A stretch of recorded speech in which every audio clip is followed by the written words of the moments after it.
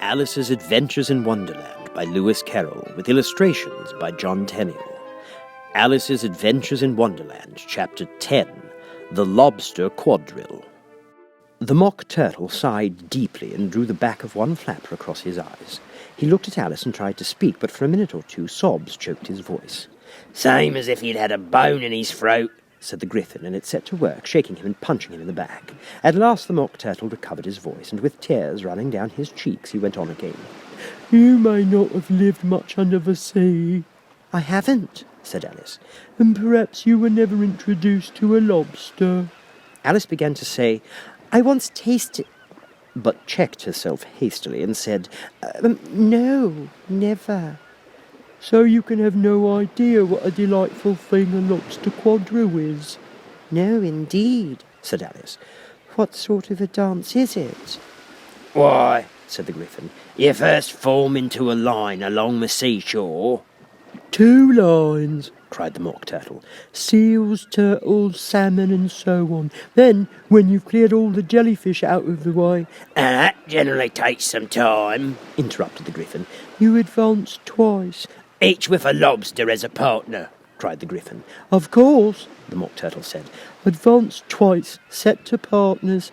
"Change lobsters and retire in same order," continued the Gryphon. "Then, you know," the Mock Turtle went on, "you throw "The lobsters!" shouted the Gryphon with a bound into the air. as far out to sea as you can." "And swim after 'em!" screamed the Gryphon. "Turn a somersault in the sea." cried the Mock Turtle, capering wildly about. "And change lobsters again!" yelled the Gryphon at the top of his voice. "Back to land again, and that's all the first figure," said the Mock Turtle, suddenly dropping his voice, and the two creatures, who had been jumping about like mad things all this time, sat down again very sadly and quietly, and looked at Alice. "It must be a very pretty dance," said Alice timidly. "Would you like to see a little of it?" said the Mock Turtle. Very much indeed," said Alice. "Come, let's try the first figure," said the Mock Turtle to the Gryphon. "We can do it without lobsters, you know. Which shall sing?" You sing," said the Gryphon. I forgot the words." So they began solemnly dancing round and round Alice, every now and then treading on her toes when they passed too close, and waving their forepaws to mark the time, while the Mock Turtle sang this very slowly and sadly. "Will you walk a little faster?" said a whiting to a snail. "There's a porpoise close behind us, and he's treading on my tail. See how eagerly the lobsters and the turtles all advance, and waiting on the shingle, will you come and join the dance? Will you, won't ya, will you, won't ya, will you, won't ya, join the dance? Will you, won't ya, will you, won't ya, will you, won't ya, join the dance?" You can really have no notion how delightful it will be when they take us up and throw us with the lobsters out to sea. But the snail replied too far, and gave a look askance. Said he thanked the whiting kindly, but he would not join the dance. Would not, could not, would not, could not, would not, could not join the dance. Would not, could not, would not, could not, would not, could not join the dance. "What matters it how far we go?" his scaly friend replied. "There is another shore, you know, upon the other side. The farther off from England, the nearer is to France. Then turn not pale, beloved snail, but come and join the dance. Will you, won't you, will you, won't you, will you, won't you, join the dance? Will you, won't you, will you, won't you, will you, won't you, join the dance?" "Thank you. It's a very interesting dance to watch," said Alice, feeling very glad that it was over at last. "And I do so like that curious song about the whiting." "Oh, to the whiting," said the Mock Turtle. You've seen them, of course, right?" "Yes," said Alice. "I've often seen them at She checked herself hastily. "I don't know where Din may be," said the Mock Turtle, "but if you've seen them so often, of course you know what they're like." "I believe so," Alice replied thoughtfully. "They have their tails in their mouths, and they're all over crumbs." "You're wrong about the crumbs," said the Mock Turtle. "Crumbs would all wash off in the sea, but they have their tails in their mouths, and the reason is—" Here the Mock Turtle yawned and shut his eyes. Oh, tell her about the reason and all that, he said to the Gryphon. The reason is, said the Gryphon, that they would go with the lobsters to the dance, so they got thrown out to sea, so they had to fall a long way, so they got their tails fast in their mouths, so they couldn't get 'em out again, that's all. Thank you, said Alice. It's very interesting. I never knew so much about a whiting before. I can tell you more than that if you like, said the Gryphon. Do you know why it's called a whiting? I never thought about it, said Alice. Why? It does the boots and shoes, the Gryphon replied very solemnly. Alice was thoroughly puzzled. Does the boots and shoes? She repeated in a wondering tone. Why, what are your shoes done with? Said the Gryphon. I mean, what makes them so shiny? Alice looked down at them and considered a little before she gave an answer.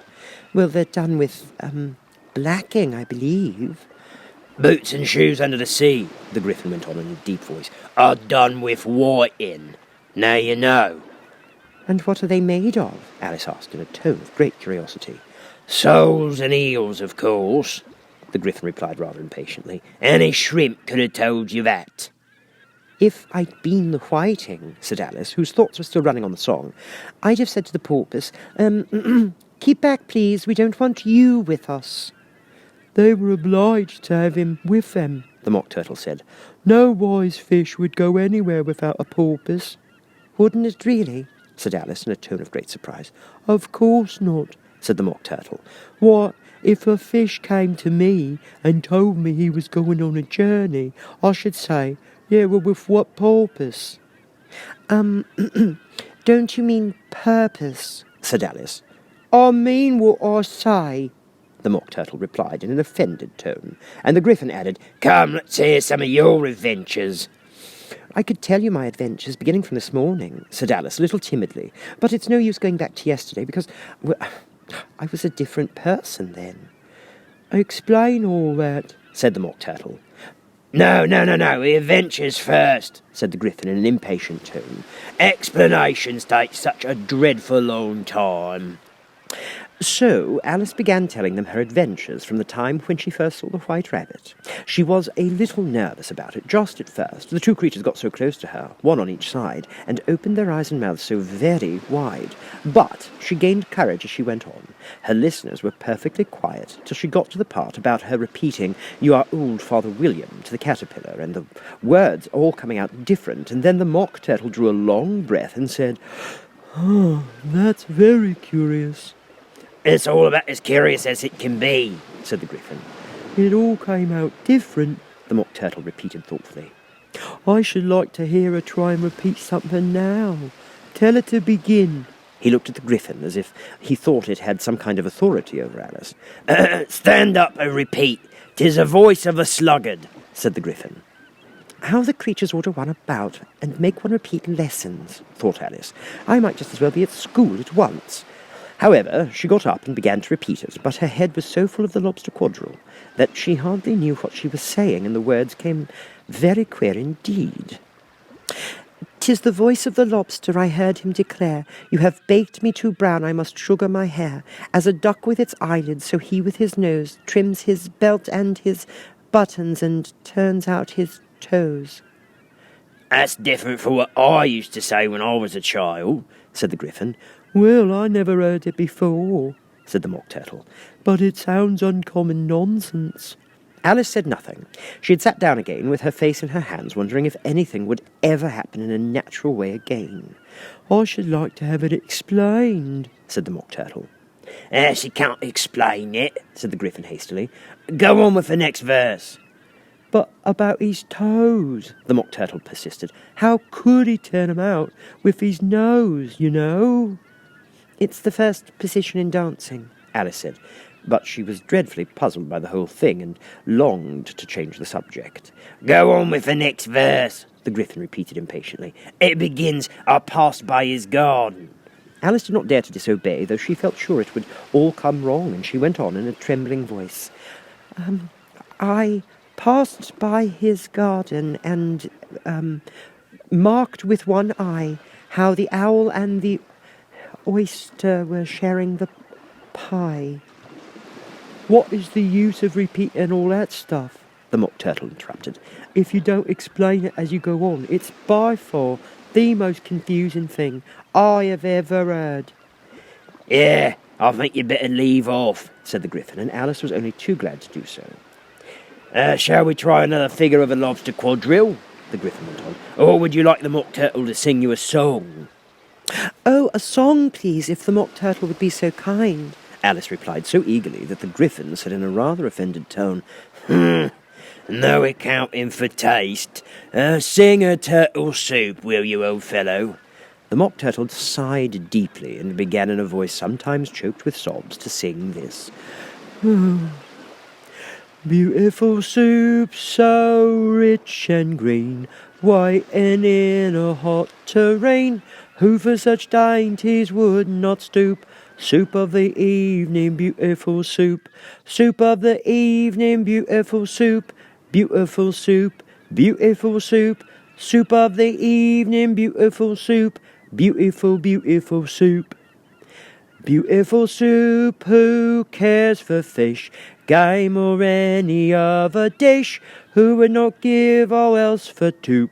Any worth of beautiful soup, penny worth of beautiful soup, beautiful soup, beautiful soup, soup of the evening, beautiful soup, beautiful, beautiful soup. Chorus again, cried the Gryphon, and the Mock Turtle had just begun to repeat it when a cry of "The trial's beginning!" was heard in the distance. Come on, cried the Gryphon, and taking Alice by the hand, it hurried off without waiting for the end of the song. What trial is it? Alice panted as she ran.